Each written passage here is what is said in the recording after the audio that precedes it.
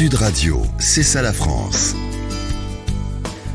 Bonjour à tous, bienvenue dans C'est ça la France, l'émission du savoir-faire français, de l'excellence à la française. On va parler innovation avec cette France qui innove. Par exemple, pendant cette crise sanitaire, les robots n'ont jamais été autant présents pour éviter d'exposer les humains au virus. On a vu des chiens robots qui distribuent du gel hydroalcoolique dans les centres commerciaux à Bangkok, des robots toujours en Asie qui livrent des courses, des bras articulés qui servent des boissons dans les bars. Voilà, donc on mettra en avant une start-up française qui a mis au point un robot 100% français qui a notamment contribué à sauver Notre-Dame de Paris. Tout l'été, on va tout faire pour vous donner envie de visiter la France. Nous serons en ligne avec le directeur général du Pont du Gard, ce site touristique qui a rouvert le 3 juin, le monument antique le plus visité de France, avec en moyenne 1 million de visiteurs chaque année. On ira également dans les coulisses des entreprises françaises et du côté des parcs de loisirs qui accueillent de nouveau du public. Mais tout de suite, on va s'intéresser au télétravail. Vous êtes de plus en plus nombreux à apprécier ce travail à distance. Quels sont les avantages, les inconvénients du télétravail ?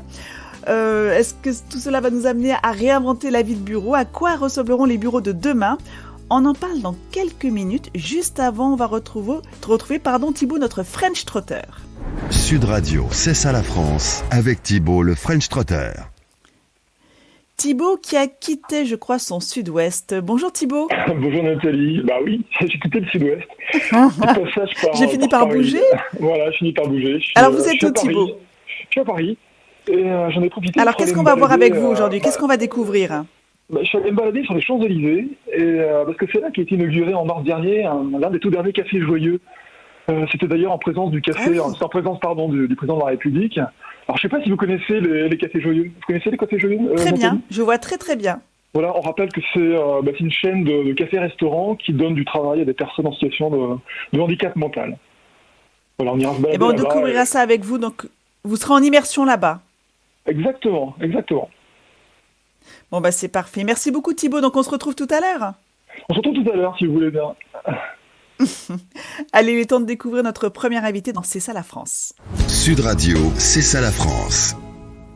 Et nous sommes en ligne avec Dominique Valentin, à la tête de Relais d'entreprise. Bonjour Dominique. Bonjour. Alors, Relais d'entreprise qui est basé en Haute-Garonne, à Rieux-Volvestre, au sud-ouest de Toulouse. Alors justement, en ce moment, on découvre le télétravail. Et les sondages montrent que certains salariés ne veulent plus spécialement revenir au bureau. Et en temps normal, d'ailleurs, ces bureaux ne sont pas tant occupés que ça. Je crois que c'est que 50% en temps normal d'occupation, les bureaux des entreprises. Oui, c'est bien ça. En temps normal, beaucoup de collaborateurs peuvent être à la fois en réunion, peuvent être en déplacement. Donc, on a des bureaux attitrés qui ne sont pas occupés à 100%. Et ça coûte cher. Dans beaucoup d'entreprises, notamment sur Paris, les bureaux, c'est le deuxième poste de dépense derrière la masse salariale. Et finalement, on se rend compte aussi, et on s'en est d'autant plus rendu compte pendant la période de confinement, que beaucoup d'activités pouvaient se pratiquer à distance, donc en télétravail, et qu'il n'était pas forcément nécessaire d'avoir des bureaux pour finalement envoyer des mails, passer des coups de fil ou travailler au calme derrière un ordinateur.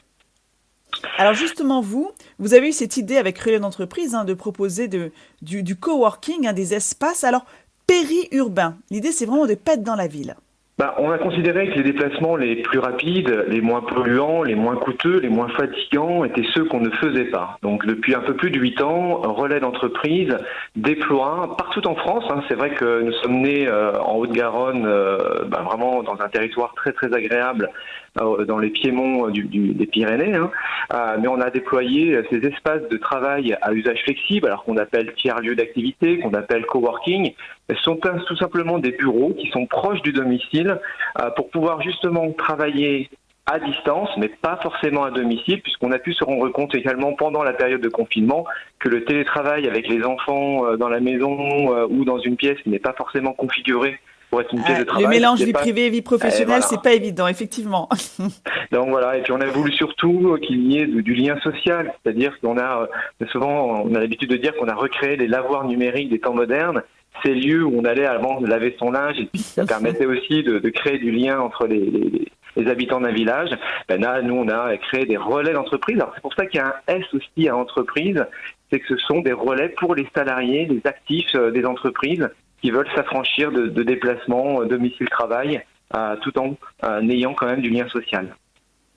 Est-ce que c'est la fin du bureau sédentaire, du bureau fixe pour les entreprises? Est-ce que vous avez le sentiment qu'elles seront de plus en plus nombreuses à garder justement ces espaces de rencontre? Parce que finalement, le 100% télétravail, c'est peut-être pas non plus ce qu'il y a de plus simple pour une entreprise à mettre en place et peut-être pas ce qu'il y a de plus efficace. Est-ce que vous pensez que c'est la fin du bureau que l'on connaît aujourd'hui, qu'on tend vers ça? Alors, il y aura toujours besoin de faire en sorte que les collaborateurs se rencontrent. Donc, le 100% télétravail n'est pas souhaitable parce qu'il faut maintenir le lien social, la cohésion d'équipe, et puis on a besoin de travailler en mode collaboratif. On a vu aussi les limites de la visio. Certes, on a pu se rendre compte que ça nous permettait de gagner du temps et d'avoir beaucoup moins de déplacements, donc un impact environnemental d'ailleurs très très fort sur les émissions de CO2. Par contre, on a quand même besoin de se voir parce que cette interaction sociale, il est nécessaire et c'est un peu aussi le rôle d'une entreprise. Mais les bureaux seront configurés différemment. D'ailleurs, vous avez le groupe PSA qui a acté le fait que le télétravail devenait la norme et ne viendront au bureau que ceux qui ont des bonnes raisons de s'y rendre. Parce qu'il y a ce jour-là une réunion d'équipe, il y a un séminaire, il y a un moment événementiel. Les bureaux sont probablement plus des vitrines de l'entreprise, ce qui va permettre probablement de les réduire, de réduire cette surface et d'avoir des bureaux déportés au plus près de là où habitent les collaborateurs ou là où aimeraient habiter les collaborateurs, puisqu'il y a un autre phénomène que l'on observe et que nous sommes en train de nous accompagner au niveau de Relais Entreprise avec un partenaire qui s'appelle donc Vivre au Vert, qui est une solution pour justement choisir les territoires d'exode urbain, parce que justement le fait de pouvoir télétravailler va permettre à un certain nombre de personnes, un certain nombre d'actifs de pouvoir s'éloigner des villes et pouvoir avoir un habitat un peu plus grand, un peu plus spacieux, avec un peu plus d'espace vert. On peut dire que finalement, c'est aussi une solution écologique, parce que du coup, moins de déplacements, puis on utilise moins sa voiture, on essaie effectivement d'aller vraiment dans des lieux de rencontre les plus proches possibles de son domicile, et on désengorge aussi les routes pour ceux qui doivent se rendre parce qu'ils font des métiers où ils sont obligés de se rendre sur le lieu de travail. Je pense notamment aux métiers manuels où là, il faut être présent. Donc finalement, tout le monde est gagnant dans une solution comme celle-ci. Tout le monde, effectivement, est gagnant. Dans votre annonce juste avant, vous parliez d'innovation, vous parliez de robotique. Donc c'est vrai que nous, on a l'habitude de dire que nous sommes une innovation comportementale. On n'a pas inventé le bureau meublé, on n'a pas inventé le fait de pouvoir travailler à distance, mais le fait justement de repenser sa mobilité, ça a un impact, vous l'avez évoqué, sur l'environnement. Les déplacements les moins polluants sont ceux qu'on ne fait pas. Ça a un impact aussi sur le pouvoir d'achat. On s'est rendu compte qu'en se déplaçant moins, forcément, on dépensait beaucoup moins d'argent dans les transports. Ça permettait aussi de soutenir les commerces locaux, parce que quand on passe moins de temps dans les embouteillages, on a le temps effectivement d'aller consommer là où on habite. Les habitants redeviennent des vivants du territoire. Alors vous allez me dire, oui, mais tout le monde ne peut pas télétravailler. Sauf que ceux qui peuvent télétravailler, ils sont déjà très nombreux, on est de plus en plus nombreux, puisqu'on est dans une économie tertiaire avec de plus en plus de digitalisation.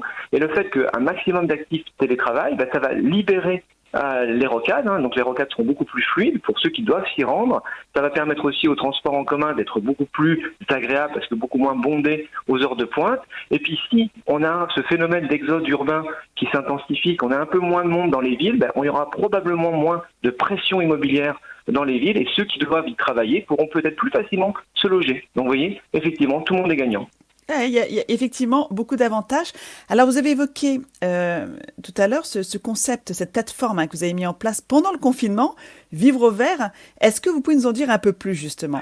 Alors c'est un scoop, parce que vraiment, j'ai reçu pas plus tard que ce matin, et donc vous êtes vraiment la première média à qui j'en parle, à qui effectivement cette plateforme va être présentée, puisque j'ai reçu les cabis ce matin, et c'est une belle aventure puisque Vivre au Vert a été créé en plein confinement, avec 4 associés qui ne se sont pour l'instant, avec 5 associés en total, puisque j'en fais partie, et on ne s'est jamais rencontrés physiquement, puisque cette rencontre s'est faite via les réseaux sociaux, et face à des constats, c'est incroyable.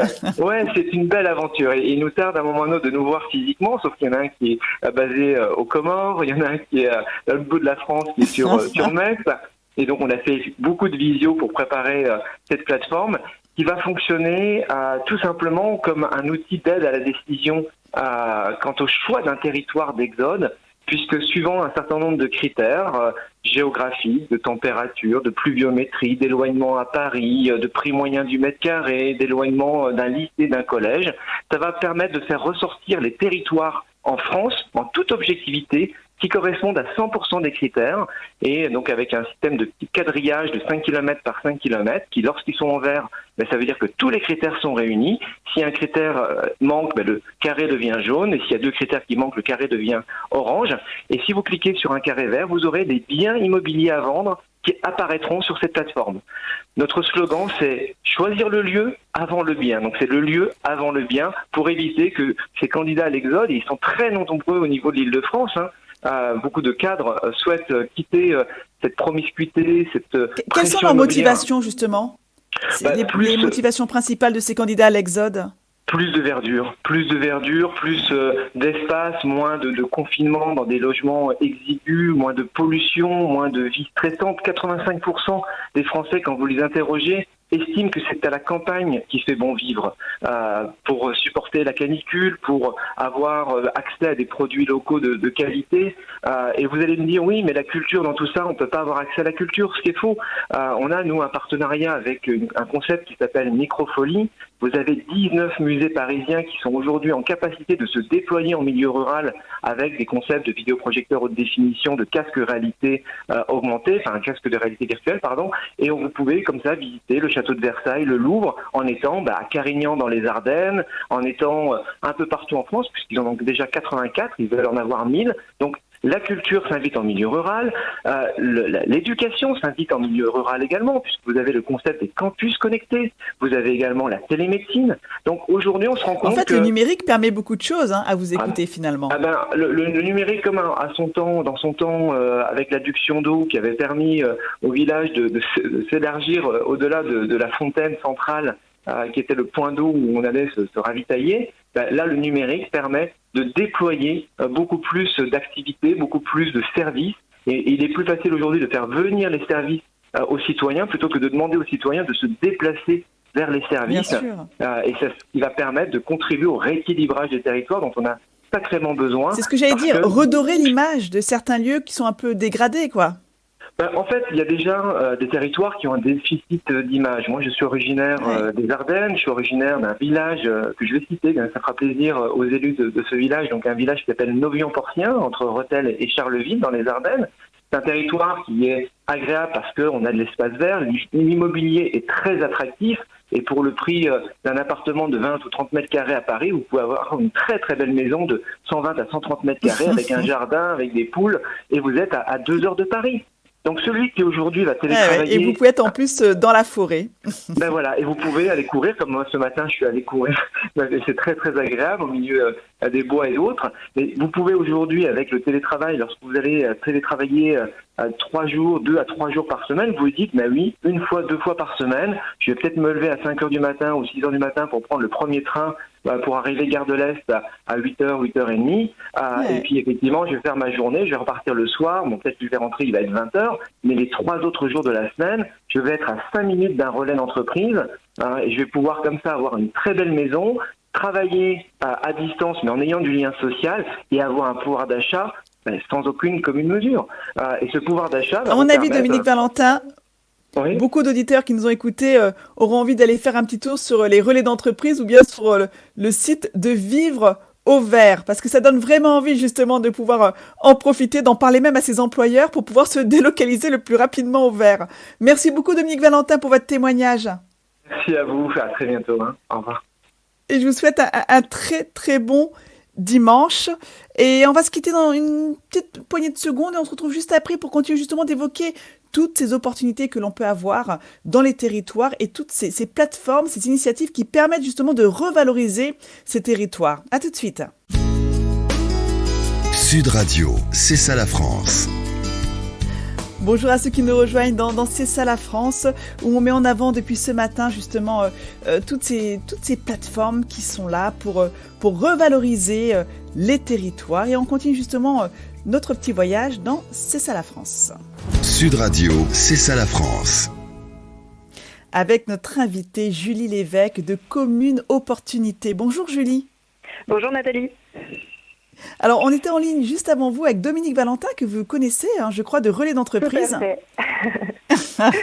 Et vous avez un peu ce même combat, hein, parce que lui, à travers donc Relais Entreprise et Vivre au Vert, donne envie de s'installer au vert grâce à cette plateforme qui permet justement de réunir plusieurs critères, hein, en fonction de ce que l'on souhaite, de ce dont on a besoin pour partir. Et vous, avec Commune Opportunité, eh bien, avec cette plateforme, vous êtes là pour mettre en relation les porteurs de projets et les collectivités. Exactement. Exactement. Les porteurs de Alors projets, tout justement, secteur d'activité. d'où vous est venue cette idée de Commune Opportunité? Est-ce que c'est du vécu? Parce que vous aussi, vous avez été dans cette recherche de lieu idéal pour vous implanter avec un projet? Exactement, exactement. On habitait à Paris avec mon mari et on a cherché un endroit quelque part en France où implanter un concept store. Donc un environnement qui soit à la fois agréable pour cette entreprise, mais aussi pour notre vie de famille, parce qu'on ne se retrouvait plus à Paris dans le gris, on va dire. Et donc on s'est demandé où est-ce qu'on pourrait bien aller, un endroit où il y aurait du vert. C'était vraiment le premier critère. Donc on voulait vivre au vert. Voilà, petit clin d'œil pour Dominique. Et puis, Pour Dominique Valentin. Voilà, petit clin d'œil. Donc, on voulait vivre au vert et on voulait une école pour nos enfants, et etc., en fait. Et en fait, on ne s'est pas retrouvé dans les sites d'annonces traditionnels où c'est directement pas de porte à reprendre, tant d'euros.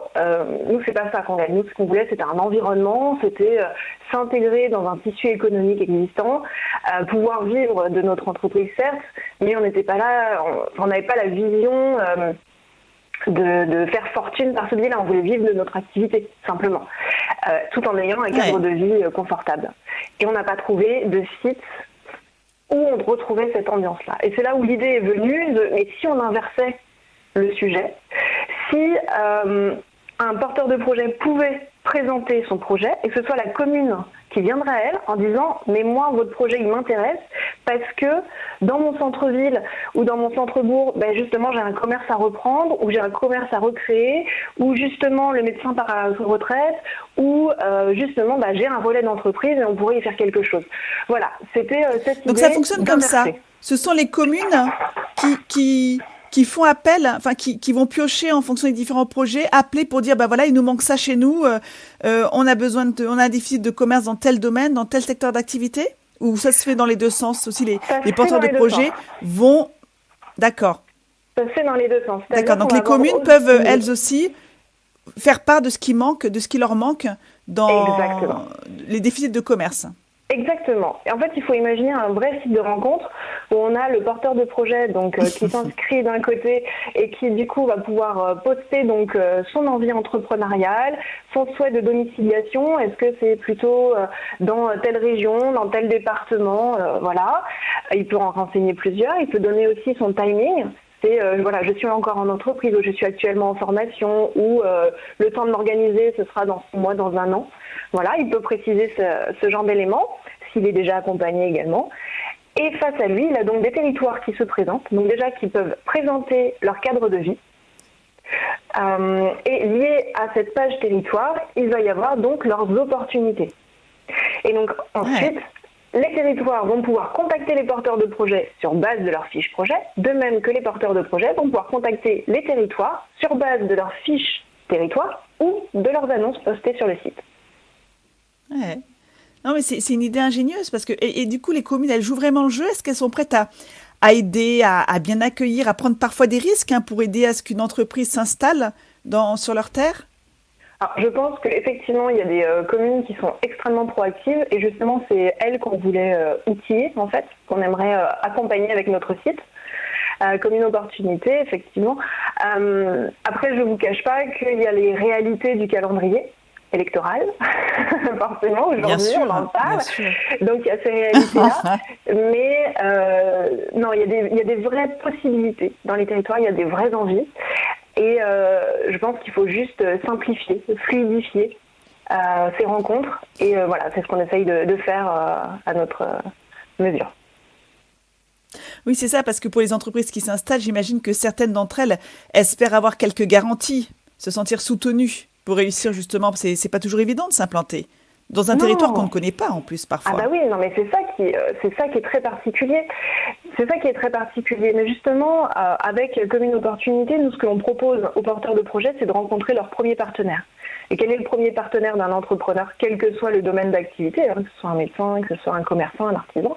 Quel est son premier partenaire? C'est le territoire dans lequel il s'insère. C'est celui qui va pouvoir l'accompagner en disant « Oui, effectivement, vous répondez à un besoin de la population. Oui, vous allez avoir des clients. Oui, il y aura une école pour vos enfants. Oui, on a un relais d'entreprise pour votre conjoint.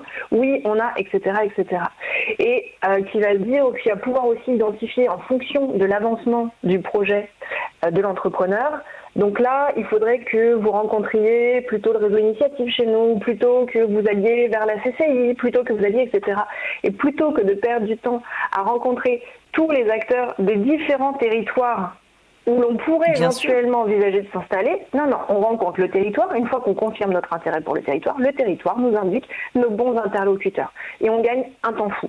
Et je peux en témoigner puisque je suis effectivement partie de Paris pour aller en Vendée. J'ai rencontré un territoire qui est un vrai soutien pour Commune Opportunité. Et l'avantage, effectivement, c'est... Non, mais vous avez raison de le dire, parce que finalement, le gaspiller son énergie à vouloir cibler plusieurs territoires et ne plus savoir qui appeler, c'est vrai que quand on se concentre sur un territoire avec lequel on a, on a une bonne relation, une bonne entente et on sent qu'on a des choses à faire ensemble, eh bien, c'est plus simple de s'informer de toutes les aides possibles et disponibles pour pouvoir bien s'implanter. Mais tout à fait, tout à fait.